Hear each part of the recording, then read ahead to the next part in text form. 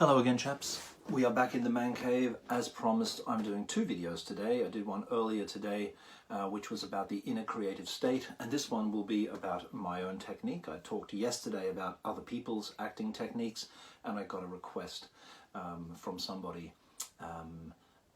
to talk about my own technique that I teach a little bit. I won't talk about it for very long, okay? I'm not here to use these videos to promote my own courses and things, but it is of interest to people, so therefore I'll talk about it briefly, okay? So the course that I teach my technique in is the Applied Art of Acting, which is a 3-month full-time course. It runs from the beginning of September to the end of November. I also teach a workshop called the Actors Wednesday Workshop, where I teach this same technique, but on a part-time basis, which is effective. But obviously it's much more immersive and effective and intensive if you do it in a 3-month full-time intensive format, all right? Because it is a fairly intense technique, right? So anyway, in short, all right? Oh, I forgot to explain the t-shirt. This is a change of t-shirt. This is my Little Green Men t-shirt. I found it in the same pile that I got my REM one out of, so it's probably from the same era.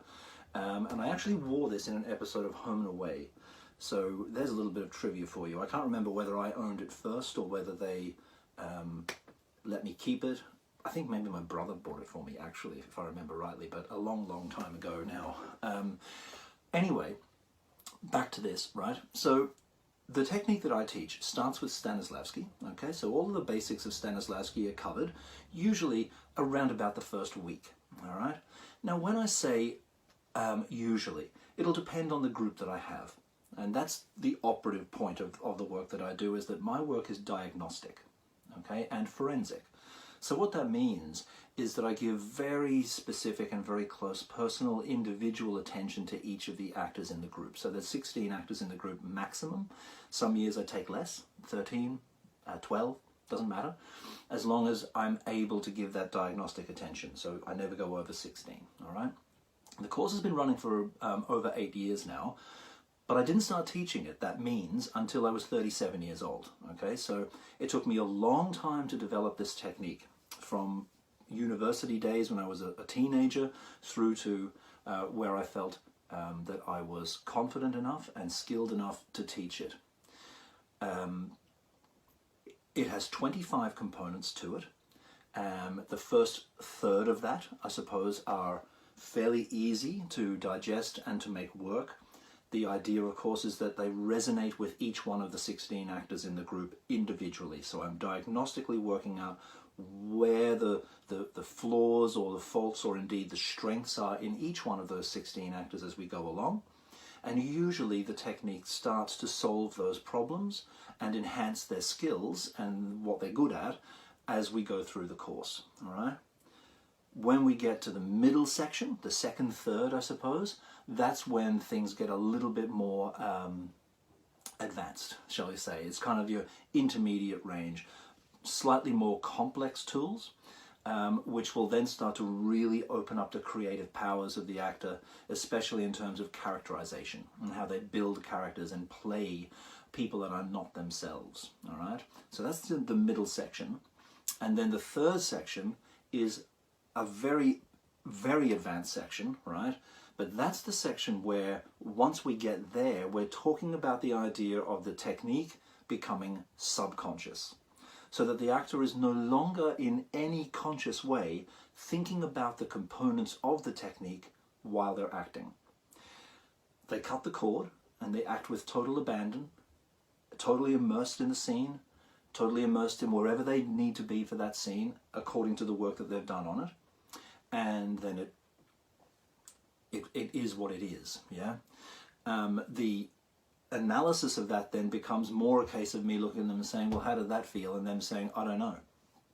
I don't know where I was there, because I wasn't thinking about the technique at all. I felt like I was looking at the world from somebody else's perspective for the entire length of that scene. And that's when the technique has become something subconscious, and we're revealing the essence of the character only in the scene or in the monologue. So the technique covers theatre, obviously, right? But equally it covers screen, okay? We film as we go a lot, yeah? So we're constantly filming the scenes. We work on each actor works on 2 scenes and a monologue as their kind of base, right? As they're going through. And then we get into audition technique, screen acting technique, and when we do that, we're working on many, many other scripts from film and television as well. Yeah, so it covers all of those bases as we go through. And what it also does then is my technique, which is these 25 components broken up into these kind of thirds. Yeah, if for one reason or other that isn't working for an actor, my skill base or my knowledge base, which I built up again over many, many years of study and research, that's my job, helps me so that I'm able to fall back on Stanislavski. If I see an actor that is particularly self-conscious, I might utilize some of the tools of Meisner. Okay, again, I don't go and teach Meisner as a course on its own. That's not my job. I teach my technique, not Meisner. But I can borrow from Meisner if I feel that an actor needs to address a certain self-consciousness, for example. Stella Adler as well, if an actor has a problem physically in the space, feeling awkward with their arms and hands or moving through business on the stage, there's Stella Adler to borrow from. I even sometimes borrow from Method. I try not to because it can be very confronting, and if it's not necessary, there's no point. But sometimes an actor has, that comes into the course, has built up a blockage to being able to access emotion because of some trauma from their own life, and I'm able to break that down for them using the sort of the sensitizing exercises of Lee Strasberg's method. But like I say, I don't do that as part of the course, and some years I never visit that at all. Occasionally, though, I might if an actor particularly needs it. There's a physical element to the course, okay? So as I was talking about already, idiosyncratic transformation, physical transformation into character is of great interest to me. I know to a lot of actors it's not, and because it's hard, right? It's the tough stuff, and it's physically very demanding. But we do an hour and a half warm up every morning where we build up strength in the body and also in the muscles for the voice, okay? So there's vocal and physical training all the way through the 3 months every morning as well. So that's what I teach. I won't go into each one of the 25 components here. That's too much, right? You can read about them. They're in this book, The Art of Acting, and also this book, The Possible Someone. I discuss most of them in those 2 books. And you can buy them at lulu.com. But again, this isn't a sales pitch. You know, if you're going to do the course, you know, don't worry about having read those before we start.